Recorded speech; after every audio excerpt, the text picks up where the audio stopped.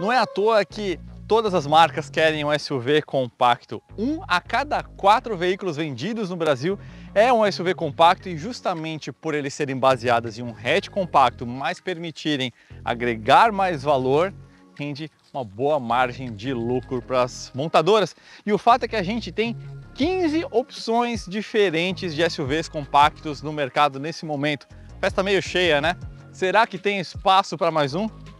Parece que sim, porque essa daqui é a opção que a Citroën está trazendo para o mercado agora mesmo, C3 Aircross. O que a gente tem aqui nesse veículo? Bom, ele parte da plataforma do C3, a CMP, que é a mesma modular que o 208 usa também, mas aqui numa versão de entre-eixos 13,5 centímetros maior do que o C3, fabricado em Porto Real, exatamente como esses outros veículos que eu mencionei. Aqui embaixo do capô a gente tem um motor do Pulse 1.0 turbo, 130 cavalos, 20,4 GFM de torque, sempre com o câmbio automático CVT. E como vocês conseguem ver pela silhueta do veículo, a gente tem uma proposta voltada para o máximo de volumetria. Usar o máximo possível espaço interno, tanto para os ocupantes quanto para um porta-malas que beira os 500 litros e tem inclusive uma versão de 7 lugares que vai chegar no começo do ano que vem.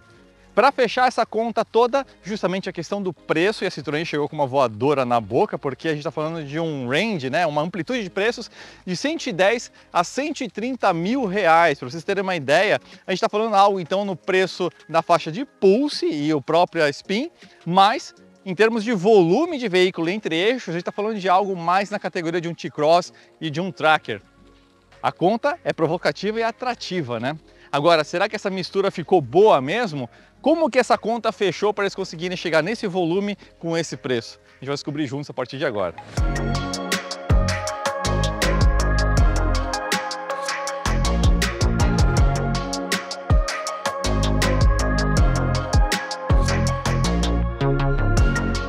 Vamos começar dando uma olhadinha nas linhas desse carro aqui. Essa linha de dianteira aqui, na verdade, nasceu no C4 Cactus, né? Isso já faz quase 10 anos. A gente associa muito a Toro, né? Mas o fato é que no mercado externo, o C4 Cactus chegou primeiro. E lógico, foi transplantado para o C3, que é a base desse veículo aqui, né? Então, bem interessante essa linha de design.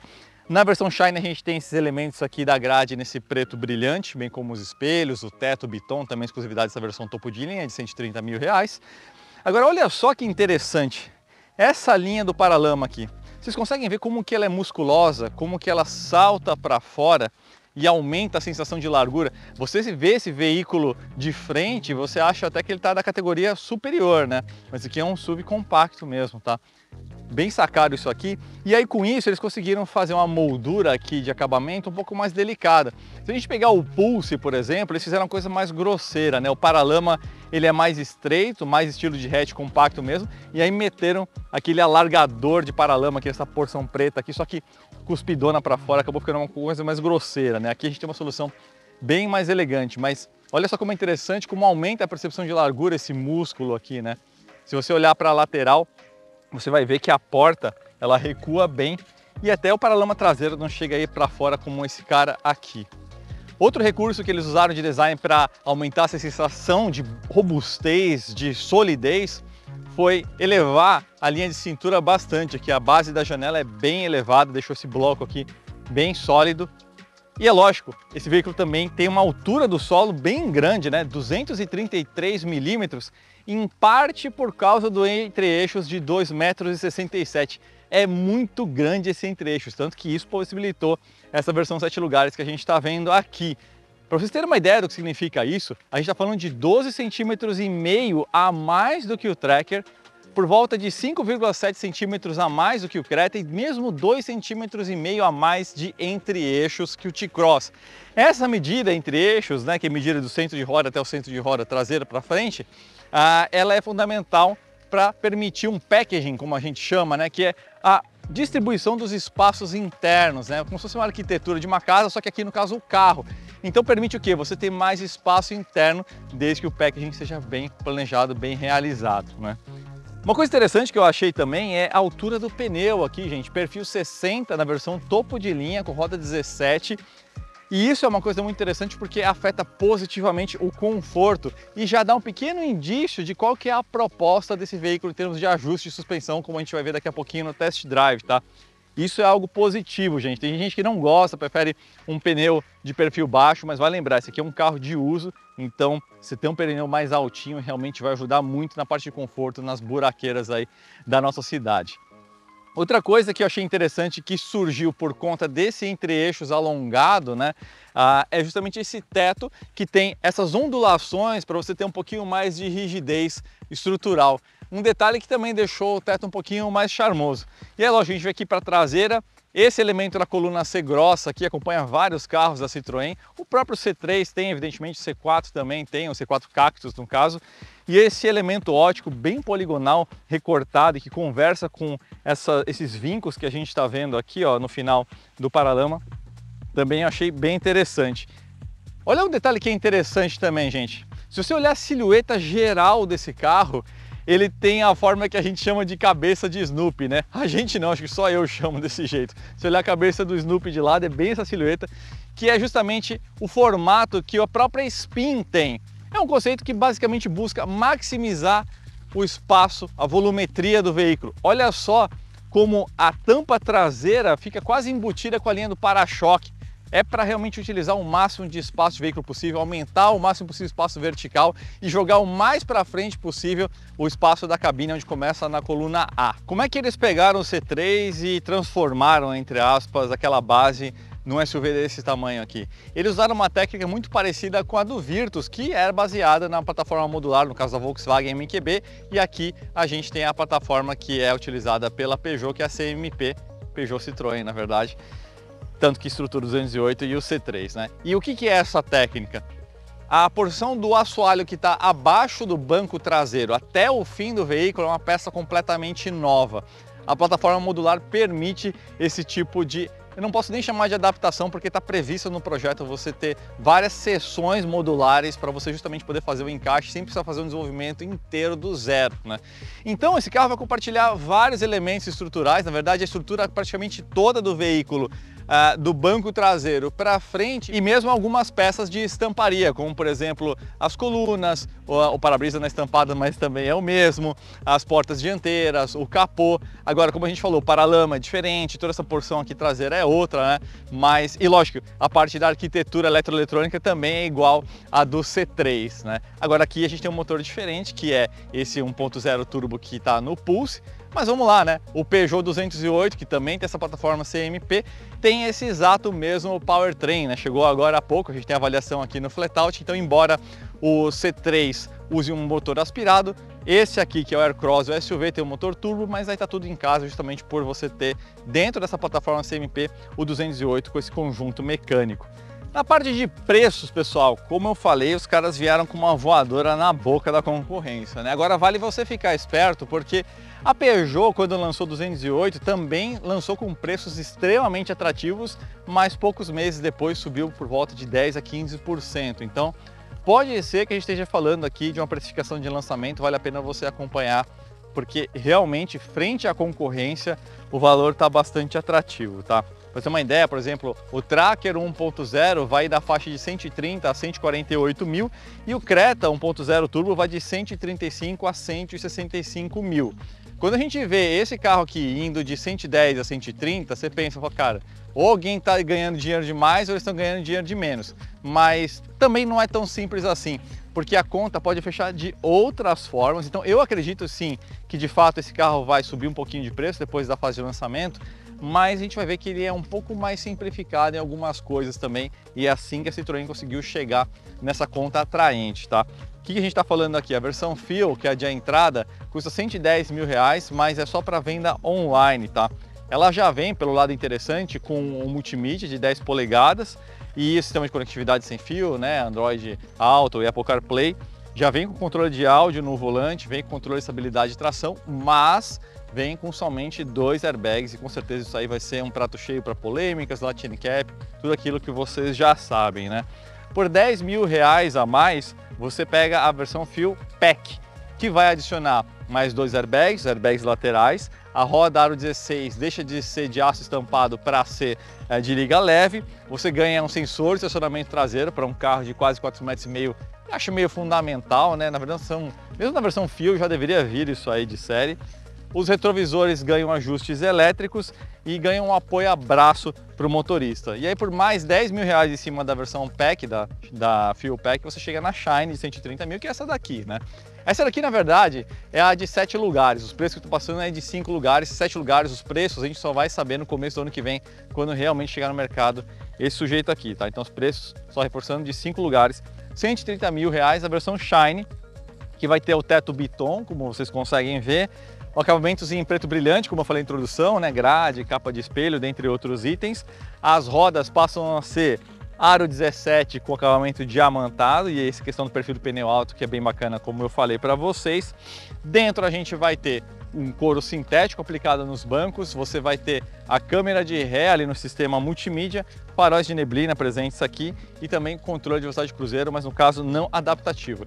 E sendo um veículo aí do grupo Stellantis, todos os produtos Stellantis estão investindo muito na parte de acessórios, utilizando o nome Mopar, que eu nunca vou aceitar como algo associado a Citroën, Peugeot ou mesmo Fiat. É um pouco engraçado, né? Para quem é da cultura dos muscle cars ver isso associado, mas Motor Parts, enfim, toda a gama de acessórios nasce com esse carimbo da Mopar, tá? Então, desde kit pet para você transportar o seu bichinho atrás, aqueles famosos reforços aqui nas laterais, né? Que eles chamam de airbox, se eu não me engano, ou algo do tipo, que você instala aqui na lateral da porta, ajuda também um pouquinho contra contato ali no estacionamento. Enfim, tem uma série carregador por indução que eu até acho que já deveria vir de série nessa versão Shine. Enfim, tem uma porrada aí de equipamentos e acessórios que você pode adicionar no seu veículo, até mesmo sensor de estacionamento na dianteira. Agora vamos dar uma olhadinha na cabine, que é onde a gente consegue perceber um pouquinho das simplificações que ajudaram a chegar nesse preço tão agressivo. Cabine do C3 Aircross. Pessoal, tem alguns sentimentos mistos aqui. Na parte de design e de formas, tem muita coisa interessante acontecendo aqui, né? O conceito é o mesmo do C3, lógico. A gente tem esse painel Biton com essa textura que eles chamam de chevron, né? Que é bem elegante. Essa cor também achei bem legal, um bronze escuro, assim, não fica uma coisa muito contrastada. Então tem uma elegância, tem um elemento em prata aqui por baixo, né? Que é meio que esse tabelinho flutuante.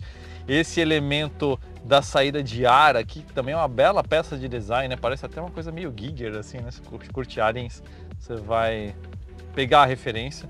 Então é uma coisa meio orgânica, meio cibernética, achei bem legal.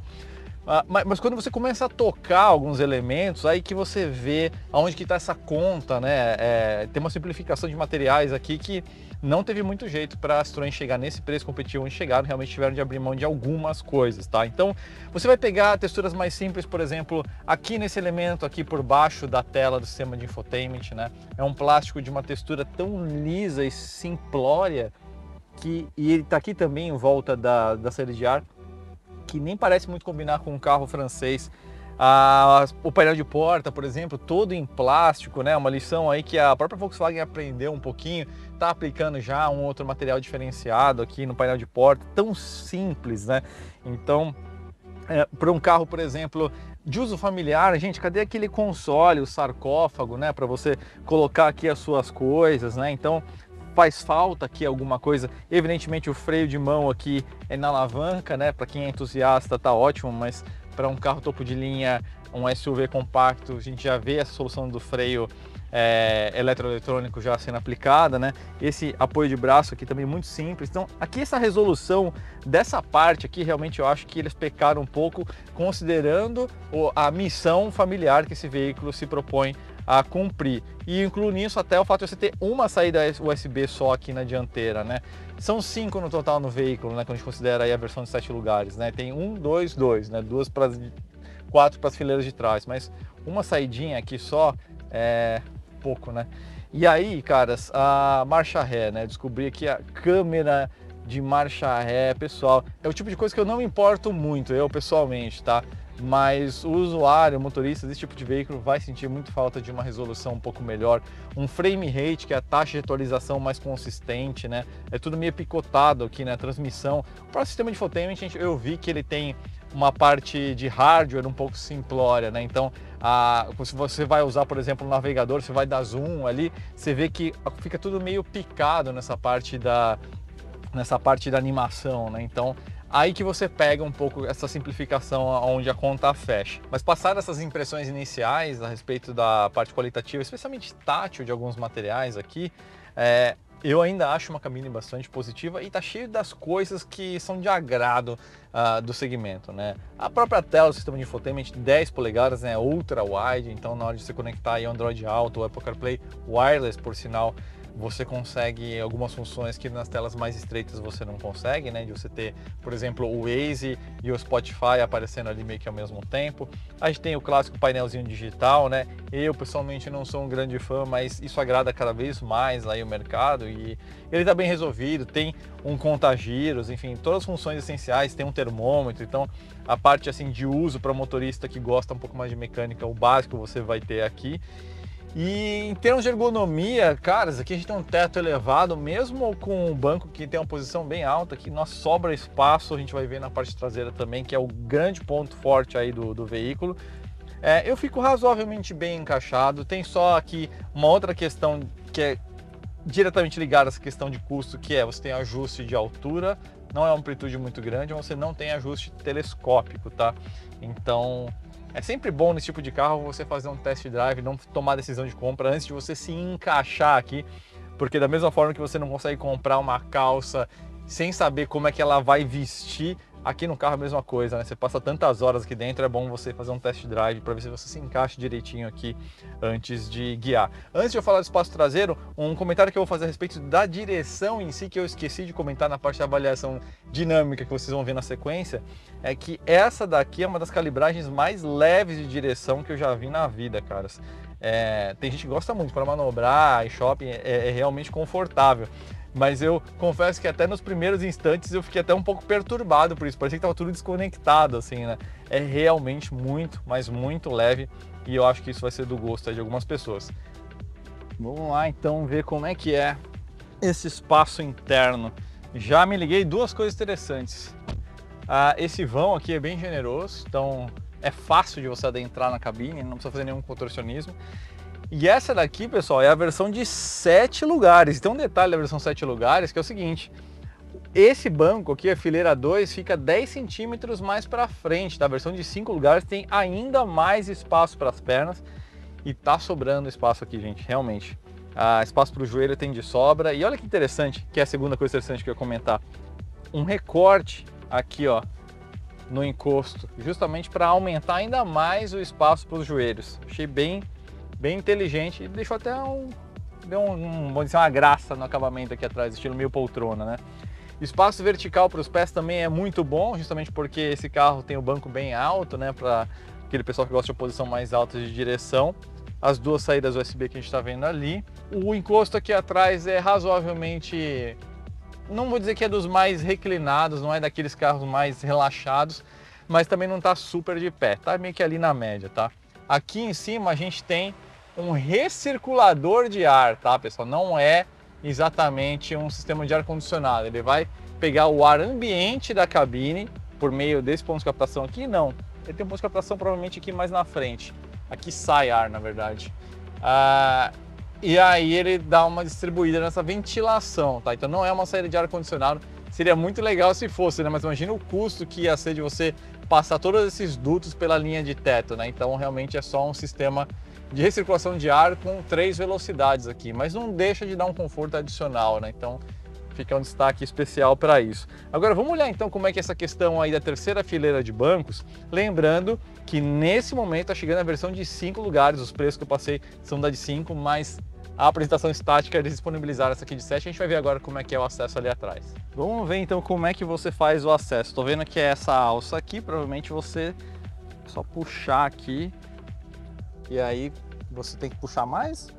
Tá, você faz uma forcinha aqui. Tem uma outra alça aqui, fui na força bruta, né? E aí ele bascula totalmente, criando esse espaço aqui para eu entrar. Vamos ver então como é que é essa aventura. Tem 1,82 m, né, pessoal? Vale lembrar. Vamos ver. Então, ó, eu vou falar que não é dos carros mais difíceis. Espaço para o joelho aqui, evidentemente, para mim, eu tenho que ficar aqui quase como se tivesse sido capturado por uma viatura, né? Se fechar esse banco aqui, eu não, realmente é para criança, enfim. Mas o acesso em si, eu falo que é um dos mais interessantes que eu vi. Vamos ver agora como é que é para você tirar essa fileira de banco, essa terceira aqui, para você poder utilizar plenamente o porta-malas. Um dos maiores porta-malas do segmento, 422 litros, é do Creta, mas aqui a gente tem quase 500, 489. De fato, acho que só o Fastback, com aqueles 522 litros de porta-malas, vai ser maior do que esse aqui. Mas lógico, não nessa versão de 7 lugares, né, gente? Estou falando volumetria do de 5 lugares. Aqui você consegue remover esses dois bancos para você ter acesso a essa volumetria que eu falei de porta-malas, né? Vamos ver então como é que é essa operação de tirar os bancos. Então, primeiro você libera aqui. Aí tem uma alça aqui, ó, vocês conseguem ver? Que é onde eu vou destravar a parte do assento. Nossa, saiu facinho. Agora é só puxar. Nossa, e é bem leve, aliás, hein, gente? Ó, leve pra caramba. Interessante. E é bom que fica um volume pequeno, né? Então você consegue guardar com facilidade em casa. Agora, vamos ver o contrário, como é que é. Colocar de volta, que pode ser outros 500, né? Vamos lá. Dizem que é só fazer a operação reversa, né? Então, ele escorrega até aqui, tem uma trava aqui. Vamos lá. Travou. Beleza. Tem que fazer um tranco, né? Bota ali o peso das costas em cima, mas está de volta. Realmente bem prático. Agora, lembrando, 7 lugares chega só no começo do ano que vem, né? Vamos ver então como é que é esse cara aqui na Estrada dos Romeiros, não, aqui na estrada na Bahia.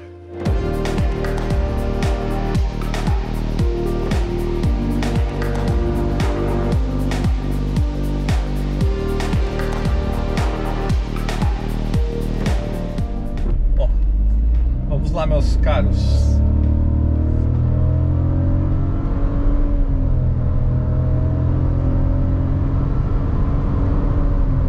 Esse foi um 0 a 100. Declarado aqui está falando de 9,7 segundos com etanol. Provavelmente aqui na casa de uns 10 e quebrado, 10,5. Não só por uma questão de altitude, mas também uma questão de piso, enfim, temperatura, né? Tá 35 graus aqui na Bahia. Um motor que em termos de torque, retomada, vai fazer um belo trabalho. O câmbio CVT está muito bem ajustado. Já vim a caminho para cá, eu até esqueci do câmbio. Isso é um ótimo sinal quando a gente está falando de um carro assim, de uma pegada mais de uso. Então o câmbio está sempre atuando ali para nunca deixar faltar torque, nem dar aquela amarrada para ir realizar uma redução, né? Até porque aqui ele faz ajustes dinâmicos, né, na relação das polias, né? Então tem essas 7 posições, mas elas dão uma flutuadinha como todo CVT, né? Então ajuda um pouquinho nessa questão de entrega de torque. É um bom torque, é uma bela entrega. Aqui o carro não é pesado, né? Tem 1.215 kg, para o tamanho dele é um peso relativamente baixo, graças aí a essa questão da plataforma CMP, né? Muitos aços de ultra alta resistência, eles podem ser mais finos e preservar a mesma resistência, né? Então, em termos construtivos, isso aqui é um veículo muito bom, muito bem executado, né? Agora, a proposta da calibragem da suspensão, a gente vai até pegar um trecho mais sinuoso um pouquinho mais para frente, mas eu posso ir adiantando aqui. O objetivo da calibragem da suspensão do C3 Aircross é conforto e ponto final. Então, a gente está falando o quê? De um perfil 60 de pneu mesmo, nessa versão topo de linha que usa a roda 17. Nas versões Fuel e Fuel Pack, a gente está falando de nossa, tem um poste no meio da rua. Caraca, tem umas coisas no Brasil que me deixam pasmos, cara. Não, 2 postes no meio da rua. Você consegue admitir isso, cara? Como é que é possível que... Eu até me desconcentrei aqui, gente. Onde a gente estava? Nos pneus, cara, eu não acredito nessas coisas. Quer dizer, imagina, de noite aqui, dá pra ver que a iluminação é modesta. Imagina, a tragédia acontece por uma responsabilidade de administração pública. 205/60, é um perfil alto, absorve muito bem o piso. Eu sempre falo, pessoal, pneu é a primeira parte da suspensão e que mais vai fazer esse trabalho de filtragem, de complacência, de absorver as energias dessas pancadas do piso mais recortado, que é o que a gente mais tem aqui no Brasil, né? Então, na roda 16 o perfil é 65, inclusive, né? Então, nessa questão da escolha da medida dos pneus já está claro qual que é o objetivo do projeto. A falta de um apoio lateral aqui um pouquinho mais generoso também deixa claro que a pegada desse carro não é fazer curva. Então nem adianta vi com expectativas, por mais francesa que seja a Citroën, e que essa plataforma seja boa. O objetivo aqui não é esse. Aliás, isso me faz pensar, né? A gente tinha a tradição de suspensão de Citroën, aquele slogan, Creative Technology, tudo isso está no passado, tá, gente? Citroën hoje no Brasil é uma marca mais voltada aí para produtos mais racionais, vai lembrar mais a era 2CV, né, do Chevrolet, do que realmente a era do XM e dos DS, né? Então, agora aqui um trechinho sinuoso um pouquinho mais, e dá pra ver que, assim, eu falo que até a parte de contenção de rolagem de carroceria, o pessoal lá de Betim é fogo, né? Mesmo um projeto que não é pra isso, os caras dão um jeito de fazer o carro bem controlado nessa parte de movimentação, muito legal até. Tem um detalhe que é interessante, que o volante é pequeno, né? Talvez seja até um fruto da plataforma CMP que o 208 usa, né? O volante é estranhamente pequeno para um veículo de uso tão racional, né? Mas eu estava falando da filosofia da calibragem de suspensão, né? Então aqui o objetivo é muito claro, é conforto. Então o veículo está, como a gente falou, 233 milímetros do solo. Então você vai ter um bom curso de suspensão.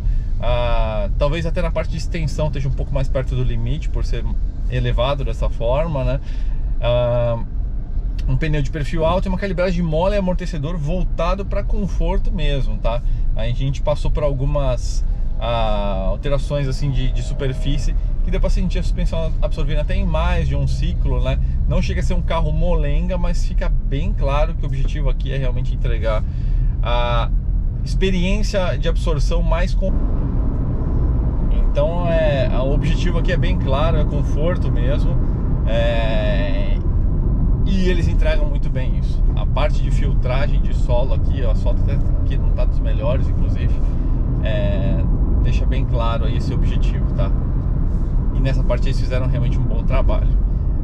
Agora tem um detalhe, pessoal, que dificulta um pouco assim a percepção, mas quando você dirigir você vai entender. Esse carro ele tem um preço baixo para um B SUV, né? Começando na casa de 100, 110 mil, né? Chegando aqui a 130 nessa versão, sendo que alguns dos seus concorrentes, pelo menos em conceito, vão estar na faixa de 130 a 150 mil, né?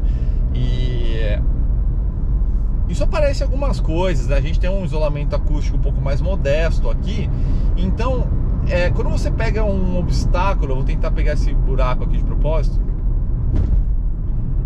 a suspensão trabalha muito bem e você sente no corpo que ela realmente absorve gostoso, ela não dá aquela porrada, mas ao mesmo tempo você vai ter o ruído da suspensão trabalhando de uma forma um pouquinho presente. Não chega a ser também um carro de isolamento acústico precário, mas você sente um pouco mais de ruído do que realmente parece. A suspensão está trabalhando muito bem, mas às vezes você pode escutar um barulhinho ali que não é necessariamente uma batida de fim de curso, tá?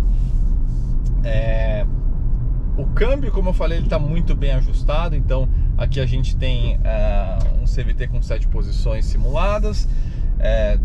Não tem muito o que dizer nessa parte de conversa de câmbio e motor super conhecido, né? T200, família GSE, aquele 1.0 3 cilindros turbo que inaugurou no Pulse, todo em alumínio.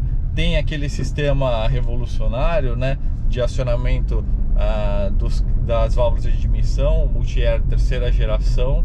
Então você não tem uma interação direta de came, balancinho em válvula. Na verdade você tem um sistema, uma câmara eletrohidráulica que vai fazer essa interação, e com isso você consegue vários perfis de comando. É como se fosse um super VTEC, vamos dizer assim, né? Você consegue, o motor vai se ajustando de forma dinâmica em relação à rotina de abertura das válvulas de admissão.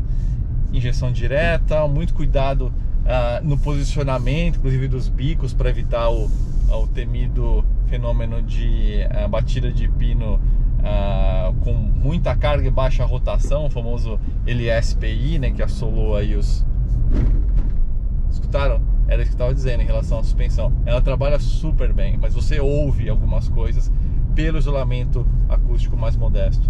O LSPI que assolou alguns veículos da Chevrolet na época do lançamento, ali mais ou menos do Onix, né? Então a Fiat foi muito levou uma atenção especial na parte de desenvolvimento de engenharia em relação a esses fenômenos de batida de pino com muita carga e baixa rotação. Aqui o piso é um pouco pior. Olha só, absorve super bem a lombada, falha no piso. Esse é um carro para usar mesmo, ele tá muito bem acertadinho assim nessa parte, né? Como falei lá, o pessoal de Betim da Fiat, que hoje Stellantis, mas essa parte de engenharia é o mesmo time lá da Fiat, faz um trabalho de excelência nessa parte de calibrar a suspensão. Não dá para ignorar o piso, ainda mais sabendo que você tem um perfil 60, né? Então você não tem risco de danificar a roda, você não tem risco de pegar o assoalho, enfim. Eu não lembro se eu comentei os dados de consumo aqui, acho que a parte que também não me impressionou em nada. A gente está falando de 7,4 km por litro na cidade com etanol e 8,6 na estrada. Muda para gasolina, você sobe as médias aí para 10,6 na cidade e 12 na estrada. Definitivamente não são números expressivos, são números que eu diria que são compatíveis até de um carro um pouco mais antigo. E isso denota essa questão de um motor 1.0 com um veículo de área frontal grande, então na estrada não vai ser grandes coisas. O consumo alto, né? A altura também piora muito a questão do fluxo aerodinâmico na parte do arrasto. E aí ele é relativamente leve para o tamanho dele, né? Um carro enorme, na verdade, em termos de entre-eixos, né? Passa dos 4,30 m de comprimento total, mas é um carro de 1.200 e poucos quilos, que é pouco para esse tamanho, mas é um motor 1.0 de 130 cavalos e 20,4 kgfm de torque, e esse torque só surge quando está em aceleração plena, que é a questão do motor turbo, né? Então, o que acontece é que em rotação baixa, pareanda do trânsito, o motor trabalha muito na fase aspirada, e aí ele acaba virando 1.0, e aí por isso que o consumo é um pouquinho mais elevado. No começo da experiência de direção, eu confesso, eu achei a calibragem do pedal um pouco pesada ali nos primeiros 30%, ou seja, aquele carro que você precisa cavocar um pouquinho mais o pedal para o carro andar, sabe? Agora acho que eu estou mudando minha opinião, acho que está bem acertadinho, assim, eu já me encontrei com ele. Não muda a minha opinião no sentido de que o pedal é um pouco longo, nesse sentido você tem que pisar um pouquinho mais para andar, mas está bem natural essa calibragem aqui. Eu ia fazer uma crítica, mas andando agora um pouquinho mais, eu acho que está acertado para a proposta. Deixar ele passar aqui e fazer uma saída da inércia, até para lembrar um pouquinho dessa sensação. É isso. Esses primeiros 20, 30% parece que não tem ninguém. Você tem que cavocar um pouquinho mais fundo no pedal.